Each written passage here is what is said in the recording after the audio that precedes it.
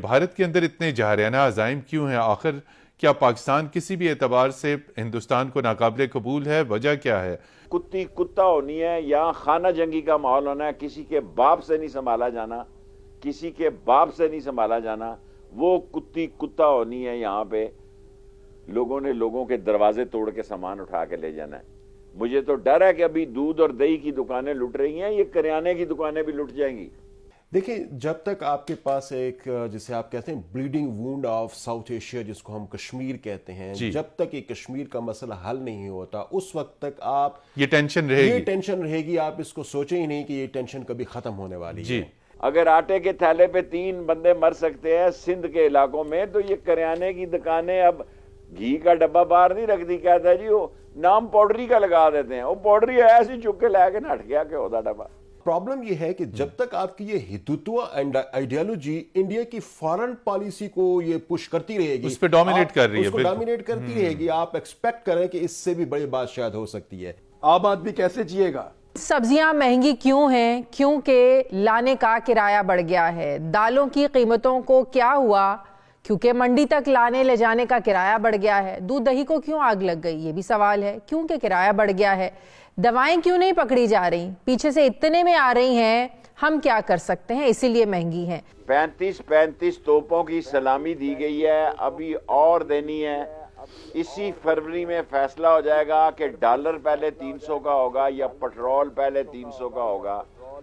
غریب آدمی مر گیا ہے۔ میں نے زندگی میں اتنے دنوں سے آصم منیر صاحب آئے ہیں، کبھی ریکویسٹ نہیں کی، پہلی دفعہ عمران ریاض کے پروگرام میں کہہ رہا ہوں کہ خدا کے لیے چیف آف آرمی سٹاف صاحب، ملک جل رہا ہے، ملک مر رہا ہے، ملک میں تباہی ہے۔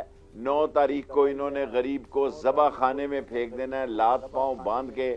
جب غریب باہر نکلے گا تو فوج اور اداروں کے خلاف نکلے گا۔ مجھے تو فروری ہی بھاری نظر آ رہا ہے، مجھے تو فروری میں ہی کٹی کٹا جو ہے ہو جائے گا۔ غریب جو ہے مر رہا ہے، آٹے کے پیسے ہاتھ میں پڑے ہیں، تھیلے سے 3 آدمی مر گیا۔ لعنت ہے، لعنت ہے، لعنت ہے ایسی حکومت پر کہ جو آٹے کے پیسے بھی ہاتھ میں اور تھالا گرنے سے 3 آدمی مر گئے۔ یہ نہ ہو کہ سری لنکا کا فرسٹ شاٹ یہاں ٹیلر چلنا شروع ہو جائے۔ یہ تو بھاگیں گے، مریں گے، ذلیل ہوں گے۔ میں نہایت ذمہ داری سے کہہ رہا ہوں، کتنے ملین ڈالر ہمیں جرمانہ ہوا، ایگزیکٹ فگر مجھے یاد نہیں، آپ کریں۔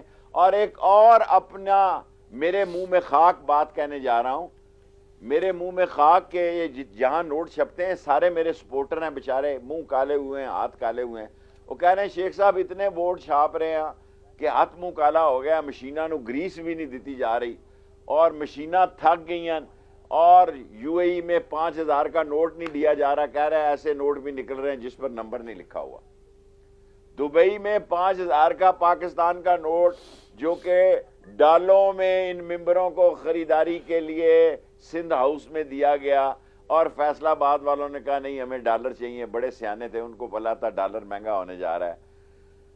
یہ سارا ماحول، میں اگر آپ کے پروگرام میں کہوں تو آپ روز کہہ رہے ہیں کہ کارخانے بند ہو گئے، فیصلہ آباد بند ہو گیا، ترسیلات بند ہو گئی، آپ جناب علی 3 کچھ رہ گئے ہمارے ریزرو، اور ہمارا ڈالر جو ہے 270-80، یہ 300 کا ہونے جا رہا ہے اسی مہینے میں، جنوری فروری کے مہینے میں یہ بھی 300 کا ہونے جا رہا ہے، اور پٹرول بھی 300 کا ہونے جا رہا ہے۔ پروگرام میں آپ کے یہ کہنا چاہتا ہوں، دیکھنا یہ ہے کہ سبقت کون لے کے جاتا ہے، ڈالر 300 کا پہلے ہوتا ہے یا پٹرول پہلے 300 کا آتا ہے؟ اور یہ سیاسی زنخے بیٹھے ہوئے یہاں پہ قوم کا مذاق اڑا رہے ہیں۔ ہمارے لوگ اپنے لوگوں، اپنی آرمی اور اپنے اداروں سے لڑنے نہیں چاہتے، ہمارے لیے سر آنکھوں پر ہیں، ان کو اب چھوڑنا نہیں چاہتے کیونکہ بھوک ہے ہمارے گھروں میں۔ میں آپ کو خدا کو گواہ بنا کے کہتا ہوں، کہو تو کلمہ بھی پڑھ سکتا ہوں کہ میرے لیے سیاسی موت ہے کہ میں قبرستان جاتا ہوں، وہاں لکھا ہوا ہے اگر آپ کے پاس جہیز اور کفن کے پیسے نہیں ہیں تو اس نمبر پہ فون کرو۔ میرا دل کرتا ہے کہ یا اللہ یہ قبر ہی پھٹ جائے، میں چلا جاؤں، کہ جہاں میں 16 دفعہ وزیر رہا ہوں اس کے حلقے میں لوگوں کے پاس جہیز اور کفن کے جو کفن اور قبر کے پیسے نہیں ہیں۔ اب کون کر رہا ہے؟ ہمارے ہاں 1.25 مہینے لوگ بیٹھے تھے محلوں میں، ہم روایتی لوگ ہیں، ماں باپ کے مرنے کے بعد ہم 40 دن پھوڑی پہ بیٹھتے تھے، لوگ 3 دن بیٹھنا بھی افورڈ نہیں کر رہے۔ جنازوں کے بعد اعلان کر رہے ہیں جی کہ آپ کی بڑی مہربانی، آپ سارے آ گئے، سارے افسوس آ گئے ہیں، معذرت خواہ ہماری مصروفیات ہیں۔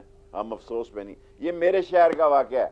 میں نے 15 دن عمران ریاض لال حویلی سے اعلان کیا ہے جو کوئی چیز چھینتا ہے اس کو دے دو, لیکن یہ نوجوان موبائل فون نہیں دیتے, اس پہ لڑائی ہوتی ہے اور مر جاتا ہے. پیسے دے دیتے ہیں, ہر گھڑی دے دیتے ہیں, موٹر سائیکل دے دیتے ہیں, موبائل فون نہیں دیتے. اور میں ان کو کہتا ہوں بندے خدا موبائل فون بھی دو, جان چھڑاؤ. پتہ نہیں کیا ہو گیا نوجوان کو, موبائل فون پہ یہ لڑ رہے ہیں, موبائل فون نہیں دے رہے, اس پہ وہ مارے جاتے ہیں. یہ ملک کا حال ہے. شیخ صاحب, مریم نواز کی ایک نئے عہدے کے ساتھ واپسی, انسانوں کے ساتھ وہ بند ہے. شیخ رشید نہیں کہہ رہا, نیوکلیر پاور کے آرمی چیف کہہ رہا ہے کہ قومی معیشت کا استحکام ہی ملکی سلامتی کی ضمانت ہے. ہوں اگے لگو پھر, یہ استحکام ہے, یہ استحکام ہے حضور کہ لائنیں لگی ہوئی ہیں 35 روپے بڑھا کے بھی. ہم اپنے لیے, میں یہ نہیں کہتا کہ حکومت کو بحران ہے, ہم لال حویلی جاتے ہیں تو لوگ کہتے ہیں جی تہاڈا کی ہے, تہاڈے کول تے فرسٹ کلاس گڈی ہے شیخ صاحب, ساڑھا 2 کلومیٹر تے ریزرو لگ جاتا ہے موٹر سائیکل.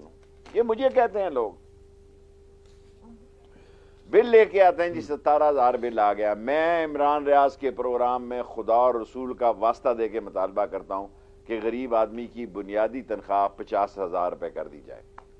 وہ دعائی خدا کی, ورنہ وہ چوری کرے گا. وہ شیخ صاحب وہ تنخواہیں کم کرنے کی بات کر رہے ہیں. ابھی جو شہباز شریف صاحب نے کمیٹی بنائی ہے وہ کہہ رہے ہیں سرکاری ملازمین کی تنخواہیں کم کی جائیں. 10% کر دی ہیں آپ کی اطلاع کے لیے. جو پچھلی مہینوں کی تنخواہیں ملی ہیں اس میں سے 10% کئی محکموں کے کم ملی ہیں اور کئیوں کو 2 مہینے کی ملی نہیں ہے, اور نوٹ دڑا دڑ چھپ رہے ہیں. اور کچھ خبروں کے مطابق کئی سفارت خانوں میں جو سفارتکار یا ان کا عملہ کام کر رہا ہے ان کو تنخواہیں نہیں مل رہی, ان کو کرائے کے مکانات خالی کرنے کے نوٹس ہو گئے ہیں, اور کچھ لوگ جو ہے وہ اپنے رشتہ داروں کے گھروں میں شفٹ ہو گئے ہیں. شیخ صاحب یہ وقت کبھی آپ نے اپنے پورے سیاسی کریئر میں پہلے دیکھا ہے پاکستان میں یا پاکستانیوں کے لیے؟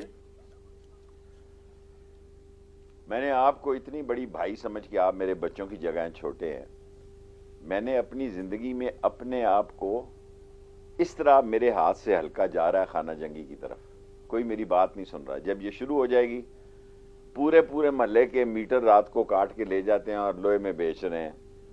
ماں بچے کا اسپتال بنایا, سارا سریا کاٹ کے کوئی لے گیا ہے. پوری گلی کے 5-5 ہزار روپے کی بڑی لائٹیں لگائی ہیں, وہ 70-80 لائٹیں رات کو اتار کے لے جاتے ہیں.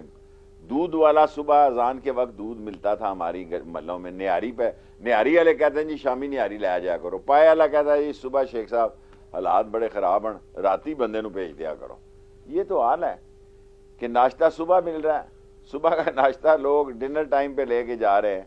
سو ملک کدھر چل رہا ہے جی؟ پولیس بے بس بیٹھی ہے. 60 موٹر سائیکل ایک دن میں چوری ہو رہے ہیں, 60 موٹر سائیکل ایک دن میں چوری ہو رہے ہیں. کوئی کسی کا کنٹرول ہی نہیں. خانہ جنگی ہوئی, عوام تو اپنے اداروں سے نہیں لڑنا چاہتے ہیں. ان ظاہر ہے دونوں میں سے ایک بات ہوگی, اور دونوں میں سے جو ایک بات ہوگی پھر اس کی ذمہ داری ان پہ جائے گی. اور اب بھی جتنے حالات خراب ہو رہے ہیں, یہ نہ کہا جائے کہ لوگ جو ہیں ان میں ذمہ داروں پر انگلیاں بھی نہیں اٹھا رہے, اسلامی دوستوں پہ بھی انگلیاں نہیں اٹھا رہے, مقتدر طاقتوں پہ بھی انگلیاں نہیں اٹھا رہے. ملک میں پیسے بھی ختم ہو رہے ہیں, ہمارے پاس پیسے بہت تھوڑے رہ گئے ہیں. ایسے میں اگر دوسرے ملک ہمیں پیسے دے بھی دیں تو ہم پبلک کو ریلیف نہیں دے سکیں گے, کیونکہ IMF کی شرائط بہت کڑی ہیں. تو پاکستان کو اب نکالنا کیسے ہے اس کے اندر سے؟ آپ الیکشن کہتے ہیں, بار بار الیکشن کہتے ہیں, اب مخالفین آپ کے الیکشن کی طرف آنا نہیں چاہتے, اور دھاندلی کا ایک بہت بڑا منصوبہ الگ سے تیار ہے کہ اگر مجبوراً جانا بھی پڑا تو اتنی دھاندلی ہوگی کہ تباہی پھر جائے گی. شیخ صاحب یہ پھر کیا لوگ تو اسی طرح کے رہیں گے, سچویشن بھی یہی رہے گی, اکانومی بھی جامد رہے گی, پھر 5 سال کے لیے بھی اگر کسی حکومت کو زبردستی بٹھایا گیا تو یہ ملک تو آگے نہیں بڑھے گا.